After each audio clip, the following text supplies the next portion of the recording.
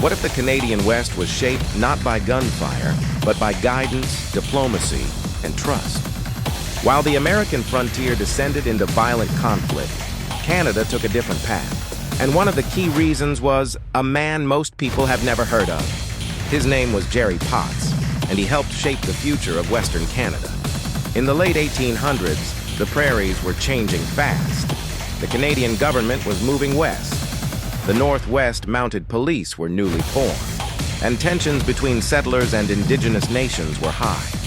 South of the border, westward expansion had already turned bloody. Canada feared the same fate. To avoid disaster, the NWMP needed more than weapons. They needed knowledge, diplomacy, and trust. Jerry Potts was of mixed heritage, Blackfoot and Scottish. He spoke multiple indigenous languages.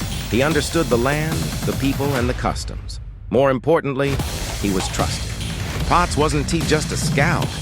He was a bridge between worlds at a time when misunderstanding could spark war. When the Northwest Mounted Police marched west in 1874, they relied on Jerry Potts as a guide. He led them across vast, unforgiving prairie, where water was scarce and survival uncertain. Without Potts' knowledge, the expedition could have ended in disaster. Instead, the NWMP arrived intact, disciplined, and prepared to do their job. Jerry Potts helped the Mounted Police communicate with local indigenous nations. He interpreted not just words, but intent.